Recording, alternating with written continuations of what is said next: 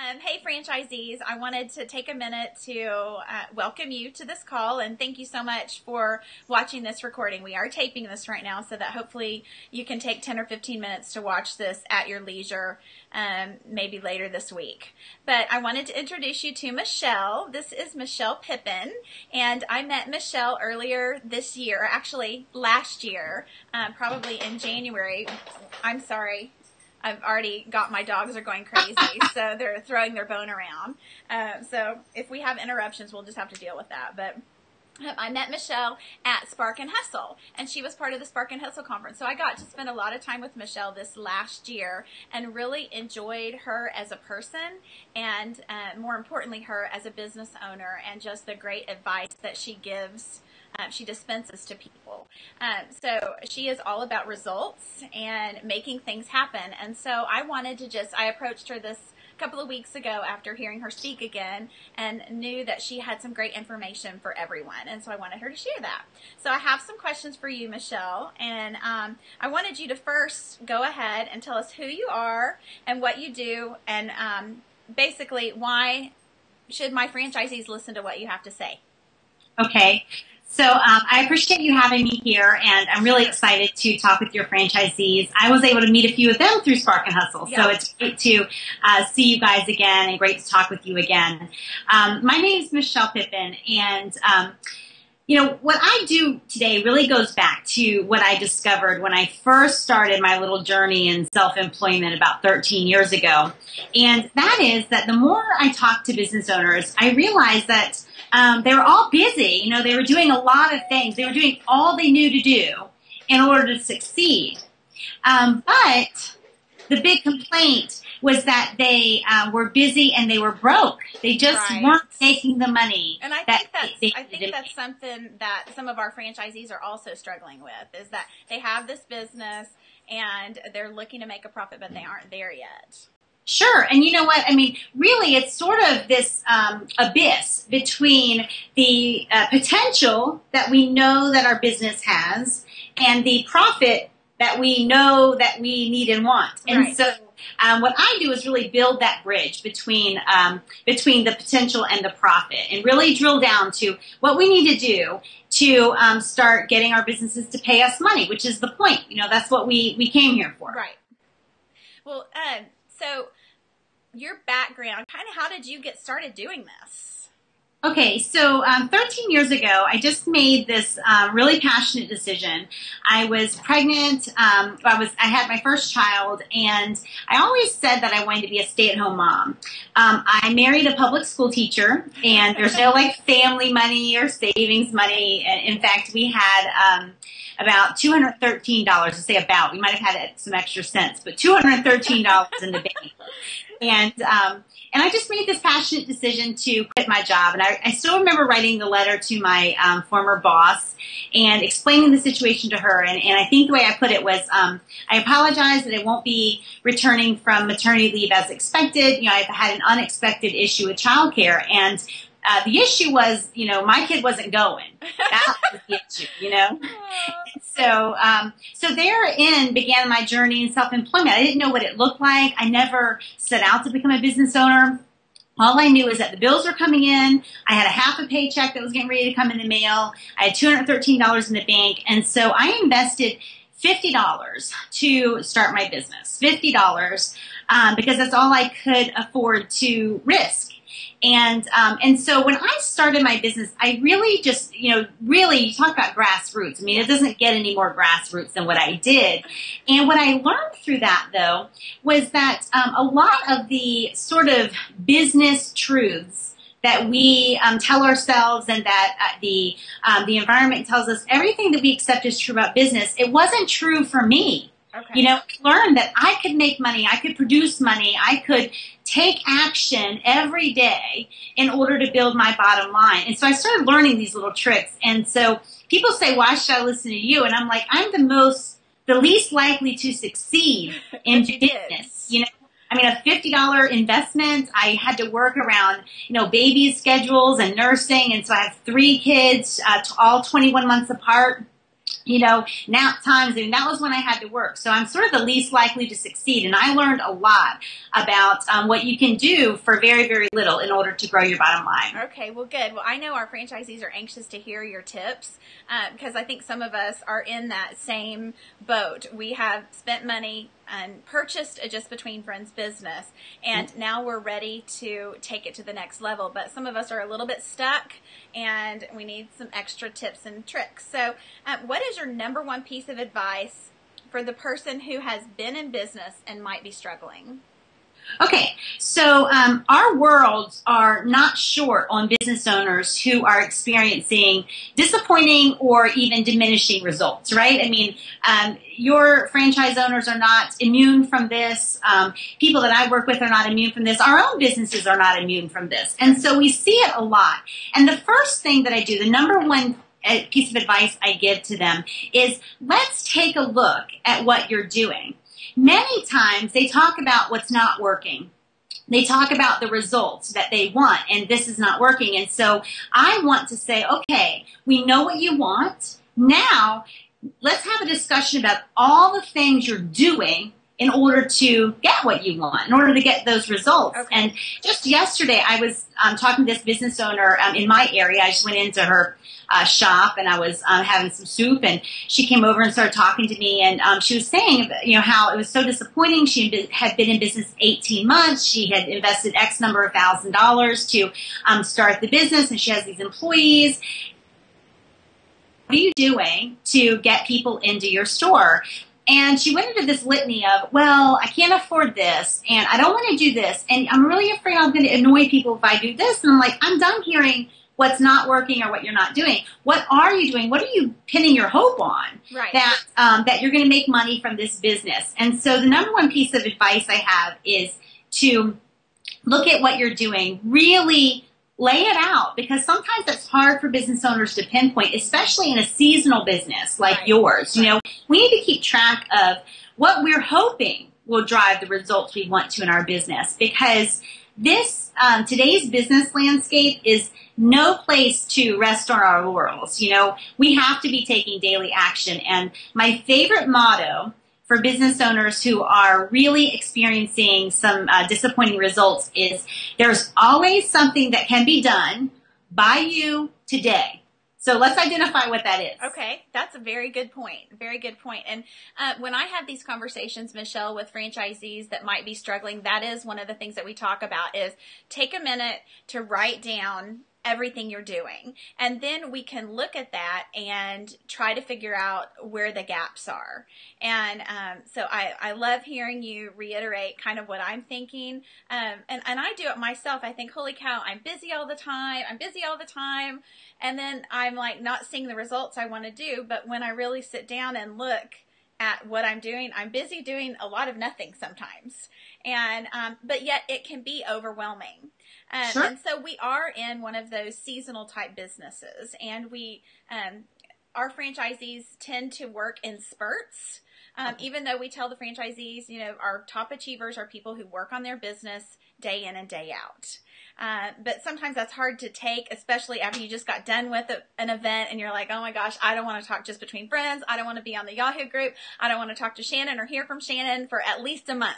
They want to just take a little break, which I totally understand that. So, because it can be so overwhelming. So, my next question to you is whether or not you're a veteran in business or you're a newbie in business. There's kind of a whole lot of overwhelm. So how do we kick that overwhelm in the butt so that we can move on and get down to business? So basically, any tips to help us take care of that overwhelm?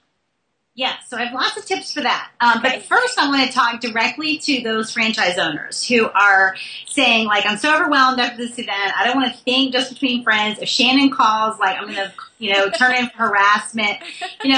If you were taking the daily action on your business, the actual event would not be as overwhelming, right? Because you would be leading up to that, and you wouldn't be as desperate to, like, go into a hole and never come out again. Right. And many business owners talk about when they discuss the profitability of their business, they talk about getting it off the ground. And so, and then you had mentioned like they work in spurts, right? And so could you imagine if that was your strategy. You know, the next time we got on a plane, he's like, I'm just going to go in spurts and see how this goes for us. It's never going to get off the ground. So it really is that consistent daily action that's going to give you the momentum to not only go through the events with less overwhelm, but also just see more money from your business. But let's talk about the overwhelm for a second. Okay. And a lot of your franchisees won't know me, and so I just want to introduce like the real Michelle to them.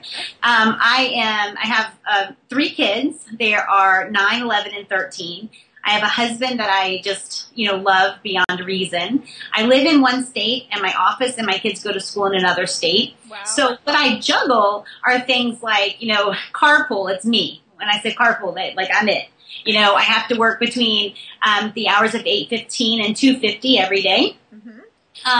I am juggling like field trips, homeroom mom duties, sleepovers, date nights, school projects, like homework, volleyball, football, theater, softball, baseball practices. Wow. Like that's me.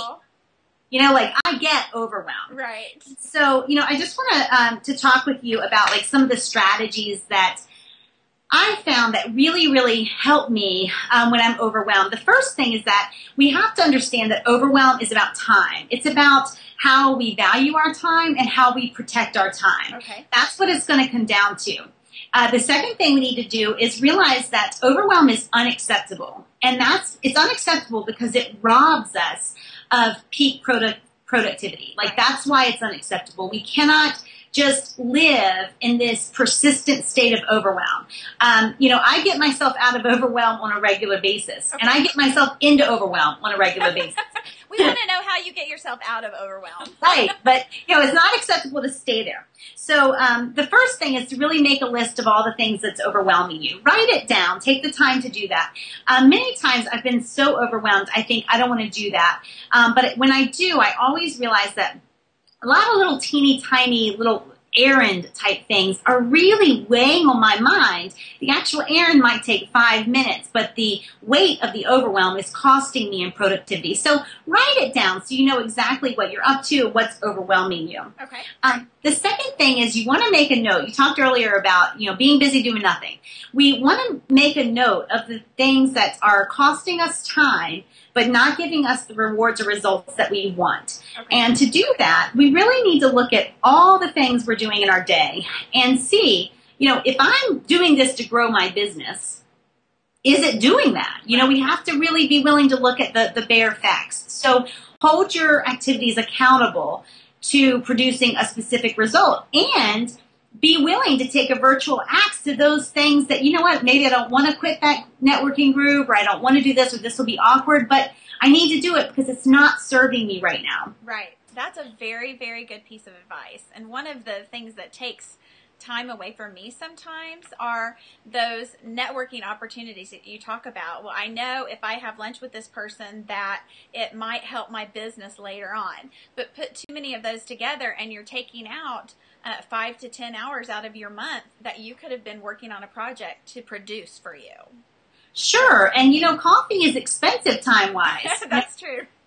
You don't typically have an agenda when you go, and so for those, I get calls for coffee like all the time. If I accepted them all, I'd be, shaking all the time, never have time to work. And so really you want to make sure that if you're doing those things, make sure that you don't have some wishy-washy, really vague goal, like maybe it'll help me with my business meeting, and don't be shy about putting it out.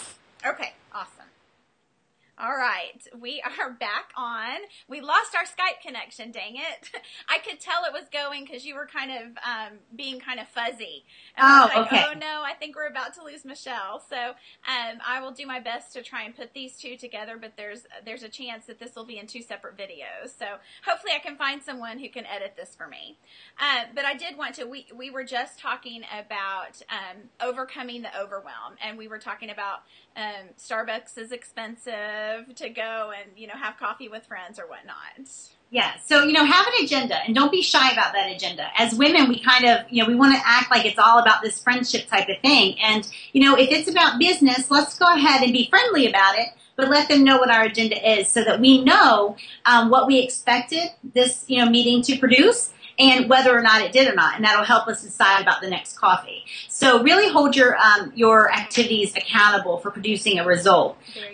There's two more tips. One is delegate. It's simple. It's a lot cheaper than it used to be to delegate. Yes. You always free up time that you shouldn't be spending on tasks that you shouldn't be doing, and that's always just a breath of fresh air for your business, especially when you're overwhelmed. What are some things, Michelle, because I know it was difficult for me early on in JBF to delegate because I didn't want to give anything up because I enjoyed all the aspects and felt like I could do a good job with all of them. So I've come to the realization that I need to delegate and that it does make me more productive. So what are some things that you typically see businesses delegating? Okay, so my VA actually took me through this effective delegation. VA is virtual assistant? Yeah. Okay. Yeah. Okay. So she took me through this effective delegation exercise, and I am just forever in her debt because she really identified a lot of things that I was doing for myself. And there are things that I'm like, well, why would I send that out? It's like a cut and paste. You put it on the blog, And so, but it was really costing me a lot of time, and it wasn't getting done. Okay. And so things that you delegate are, things like putting blog posts up, tagging blog posts, your social media efforts, making sure you have a consistent social media activity going on. Okay. Also, putting out some mailings. I have a couple people that help me just manage my calendar in terms of taking requests for appointments. So what you delegate should really be the things that are important and they're not getting done. Okay, good. And things that really aren't in your skill set. I am like the worst admin ever, and I was still doing a lot of my own admin. I'm like, I should have fired myself a long time ago. So really think about maybe if you're doing it all, where would you fire yourself? Right. That is a very good question. Where would you fire yourself? Yeah, there were lots of places I needed to be fired. Yeah, I'm going to take that back. Okay, all right. Did you have one more tip for Overwhelm? One more tip is my Sunday night business meeting. Just really, really plan. I get a lot of calls and questions about my Sunday night business meeting. It's a business meeting of one. It's me and my laptop and my calendar. I still use a print calendar. I don't know when I'll give that up. I guess when they stop making them. I do too, Michelle. Yeah, I think everybody does. Everybody who really is successful uses a print calendar. I think that's a tip, really. Here's mine. Take this from me. Right. So anyway, but my Sunday night business meeting allows me to do a couple of things. One, it just allows me to plan my week so that I'm not starting out behind the ball on Monday morning. So I know exactly how my week is going to lay out. I first put in other people's appointments, clients that I have appointments with. I schedule them in. Then I look at my own business stuff. What has to get done to move my business forward? Not the admin stuff, not the stuff that has to be done for the IRS. I'm talking about what has to be done to move my business forward. So I schedule that in. And the best part the best thing it did for me was I used to be a big list maker. So I would write down a bunch of things that I would do. That's how I planned my week. And then I started having these official Sunday night business meetings, and I started giving each of those tasks time on my calendar. So it wasn't just a big bulk list for the week. Every task that was important had its own time and place. Because I realized as women, we're really, really busy. And so anything that gets fit in, never happens. Right. Very true. So why did you choose Sunday night? Just because it's it's sort of a down night. There's not a lot of homework on Sunday nights that I have to do. But also because I hated waking up on Monday morning and feeling a little bit chaotic, not really sure what my week was going to look like. And I wasted a lot of time because by Monday, people are expecting you to email them back, emails over the weekends. And so I started kind of responding to the urgency of whatever was urgent, the tyranny of the urgent. Right. And then my plan I was just never planning. So that's why I chose Sunday night. Okay, so that is a very good tip. Very good tip. So hopefully some of our franchisees and myself can take advantage of doing the Sunday night meeting moving forward. So I know that that's kind of a downtime for our franchisees as well because we typically, not typically, but every once in a while we have our lunch and learns or our webinars on extra training on Sunday night because that's the night that when we did a survey, they said this is the most free time of the week. So Right. good. I hope that our franchisees will utilize that tip.